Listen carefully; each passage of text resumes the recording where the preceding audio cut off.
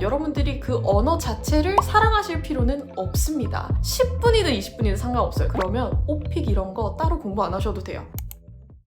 안녕하세요. 영어 강사 세라입니다. 영어를 아예 어디서부터 어떻게 시작해야 될지 모르겠다 하시는 분들은 먼저 이 영상부터 보고 오세요. 자, 이제 영어 공부법도 알겠고 한데 제일 중요한 게 있습니다. 사실 세상에 좋은 강의가 너무 많습니다. 좋은 책도 많고요. 좋은 선생님들도 많습니다. 그런데도 왜 아직까지 영어 공부 때문에 고민하는 분들이 많을까요? 대다수가 이것 때문에 그렇습니다. 꾸준함. 여러분, 영어 공부뿐만이 아니라 운동이 됐든 일이 됐든 무엇이든 사실 꾸준하게 하는 게 제일 중요한데 가장 어렵기도 합니다. 특히나 공부라는 건 내가 행복해서 하기보다는 어떤 목적으로 하는 경우가 많아서 이걸 계속 하기가 참 쉽지 않습니다. 자꾸 영어 공부 포기만 했다면 제가 오늘 여러분들 꾸준하게 하는 방법 알려드리고 꾸준하게 할 수 있게 만들어 드릴게요. 한번 끝까지 시청해보세요. 자, 본론에 들어가 볼게요. 우리가 어떤 일을 꾸준하게 한다는 것은 이유가 있어서일 거예요. 동기부여라는 게 필요한데요. 사실 동기라는 게 이렇게 생각하기 쉽습니다. 내가 영어 공부를 한다? 나는 이직을 하고 싶고 혹은 취업을 하고 싶고 여행 가서 쓰고 싶다. 이렇게 내 동기 아닐까라고 생각하실 수 있는데 그런 것들은 동기라기보다 목적에 가깝습니다. 내가 목적이 있는 건 알겠어요. 그런데 동기부여가 되는 건 좀 다릅니다. 동기부여라는 건 내가 하고 싶게 만드는 거예요. 내가 어떤 일을 하고 싶게 만들려면 목적 말고도 뭔가가 있어야 한단 말이죠. 그래서 사실 여러분 생각해보세요. 그런 얘기 들어보셨죠? 어떤 한 언어를 제대로 마스터하려면 그 언어를 쓰는 상대를 만나면 된다. 연애를 하면 언어가 는다. 이런 말이 있어요. 실제로 맞다고 생각합니다. 상상을 해보세요. 여러분들이 좋아하는 상대가 한국어를 못해요. 그분이 할 수 있는 언어는 뭐 영어가 됐든 독일어가 됐든 일본어예요. 그러면 나는 자연스럽게 그 사람과 대화를 하고 싶고 그 사람에 대해 알아가고 싶으면 어떻게 할까요? 그 언어를 공부하겠죠. 똑같은 겁니다. 그래서 사실 생각해보면 여러분들이 그 언어 자체를 사랑하실 필요는 없습니다. 그 언어를 사용한 다른 무언가를 사랑하시고 좋아하시면 됩니다. 그래서 내가 연애 상대를 찾을 수 있으면 참 좋겠지만 그런 건 사실 쉽지가 않잖아요. 연애 상대 말고도 다른 걸 찾아보세요. 예를 들어 여러분들이 영화를 좋아하시면 영화를 하셔도 되고요. 드라마를 좋아하시면 미드를 보셔도 되죠. 이건 너무 뻔합니다. 사실 이게 제일 접근하기가 쉽기 때문에 많은 분들이 미드 영어 공부법, 영어 공부법 이런 걸 찾아보는 거고요. 근데 사실 미드 영화보다는 더 접근성이 쉬운 것들이 있어요. 우리가 몰라서 그렇지.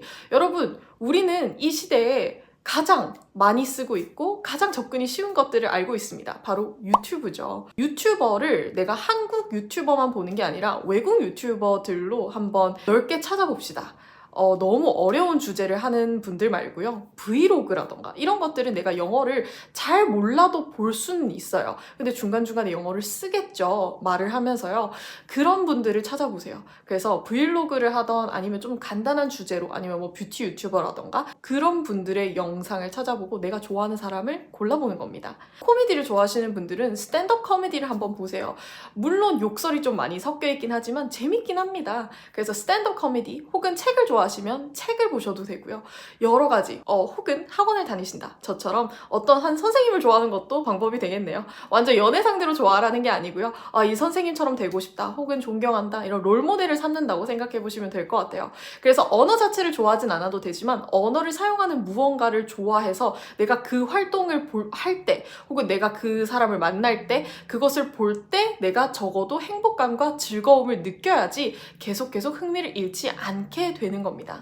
실제로 저도 영어 외에도 언어 공부를 참 많이 도전을 해봤었는데 제가 성공한 사례가 영어랑 일본어밖에 없어요.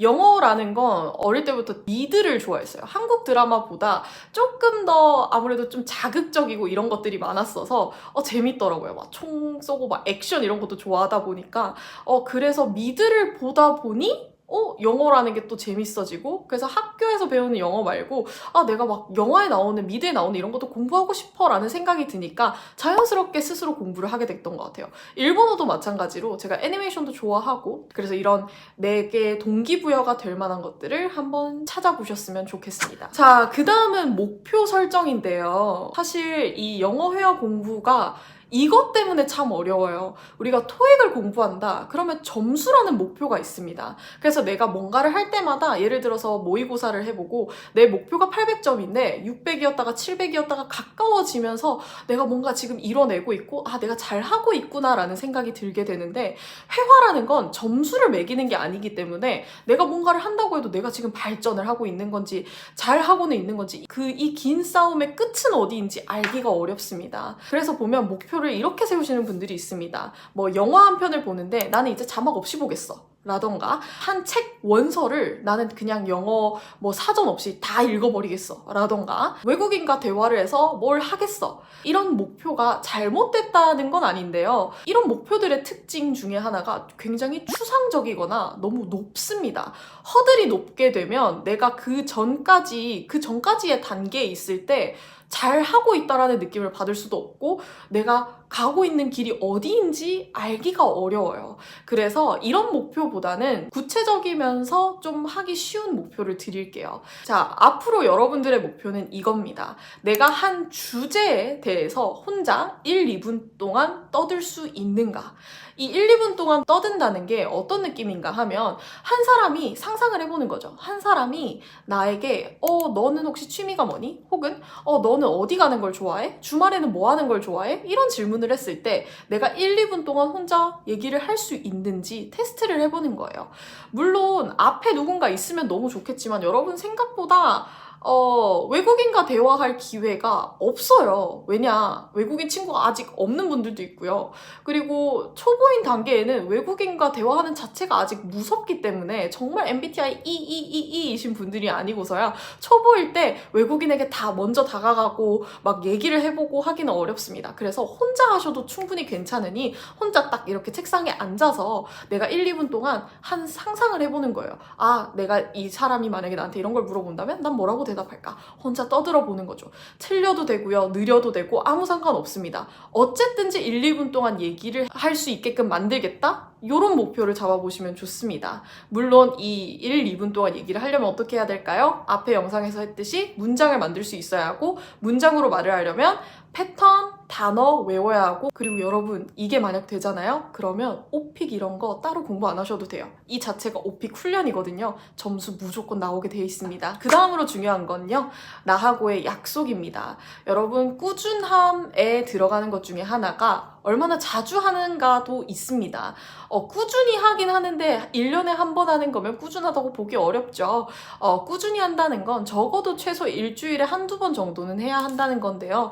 압니다. 대학생이든 아니면 직장인이든 내가 원래 하고 있던 일이 있다 보니 시간을 내는 게 생각보다 쉽진 않아요. 또 공부를 하려고 하면 딱 엉덩이 딱 붙이고 앉아서 해야 되는데 앉는 것 자체도 힘들고 앉아서 책을 피는 것도 힘들고 생각보다 힘듭니다. 그래서 제가 추천드리는 건 굉장히 짧은 시간이어도 상관없으니 주에 이틀 정도는 하겠다고 스스로에게 약속을 하세요. 그리고 요일을 정하세요. 아예 요일을 정하는 게 좋습니다. 그냥 막연히 나는 일주일에 몇 번 할 거야 보다는 화, 목 해야겠다. 월, 수 해야겠다. 아니면 토, 일 해야겠다. 이런 식으로 딱 정해놓으시고 몇 시쯤에 할 건지도 정해놓으세요. 그래서 만약에 뭐 그 주에 약속이 생기거나 하면 그러면 대체할 요일도 한번 정해보시는 게 좋습니다. 그리고 여러분 이거 너무너무 중요한 건데요. 필기 너무 중요합니다. 사람이요. 적지 않으면 기억에 오래 남지 않고요. 그리고 내가 예전에 배웠던 거 다시 보려고 해도 적어놓지 않으면 알 수가 없어요. 그래서 제가 수업할 때도 항상 얘기하는 건데 여러분 끄덕끄덕만 하지 마시고 좀 적으세요. 빽빽이는 할 필요 없지만 그래도 적어도 일기 쓰는 것처럼 하루에 내가 배운 거 적어도 몇 개는 적어보는 게 너무너무 중요합니다. 자, 그 다음에 네 번째 마지막이기도 하고 정말 중요하기도 한데요. 사람이 보상심리라는 게 있어서 내가 뭔가 얻는 게 없으면 하고 싶지 않아집니다. 어릴 때 학교 공부 왜 열심히 했다고 생각하세요? 사실 정말 내가 학구열이 막 있어서 내가 탐구심이 있어서 스스로 공부하는 거면 정말 좋겠지만 그런 분들은 사실 많지 않죠. 대부분은 왜 공부했어요? 시키니까요. 근데 시킨다고 무조건 합니까? 뭔가를 주니까 합니다. 보통 그게 만약에 물질적인 거라면 용돈이나 선물이 되겠고요. 물질적이지 않고 정신적인 거면 칭찬입니다. 부모님들이 칭찬해 주시거나 아니면 선생님들이 칭찬을 해 주시고, 그리고 선물이나 뭐 용돈을 받게 되면 그 다음 선물이 기다려지니까 또 더 하게 되죠. 그러니까 아이들 학원에는 간식이랑 그 스탬프 같은 게 아직까지도, 우리 어릴 때도 있었는데 지금도 계속 하고 있는 거 보면 보상이라는 게 굉장히 중요해요. 그런데 여기서 문제가 뭐냐? 성인이 되고 나면 남에게 보상 받을 일이 정말 없습니다, 여러분. 여러분 일을 왜 하세요? 월급을 받으니까요. 이런 보상은 있는데 공부한다고 해서 누가 보상을 해주지가 않아요. 그 보상을 뭐 굳이 떠올려 보자면, 내가 영어 공부를 해서 뭐 열심히 해가지고 나중에 받는 뭐 보상이나 혜택이 이직을 성공한다던가 취업을 한다던가 이 정도인데, 하루하루 느낄 수 있는 보상은 없단 말이죠. 그래서 학원을 다니시는 분들이라면 이런 선생님 꼭 만나세요. 칭찬 많이 해주시는 그런 선생님. 이거 만드셨네요. 봐요, 늘었잖아요. 이렇게 해주시는 선생님이 사실 저는 정말 생각보다 많이 없고 좀 중요한 부분이라고 생각하거든요. 그런데 또 학원을 못 다니시는 분들이 있잖아요. 뭐 시간이 없든 경제적인 이유든. 그런 분들은 스스로에게 보상을 해줘야 되는데, 제가 오늘 신박한 방법 하나 가져왔습니다. 대부분 성인들에게 가장 큰 보상은 뭘까요? 돈입니다. 그쵸? 남에게 저 영어 공부 오늘 열심히 했어요. 돈 주세요. 라고 할 수는 없지만 스스로는 줄 수가 있어요. 그래서 제가 만든 하나의 방법인데요. 여러분 요즘 적금 중에 단기 적금들이 꽤 많이 나오는 거 알고 계신가요? 저 같은 경우에는 신한은행을 쓰는데 이게 광고 절대 아니고요.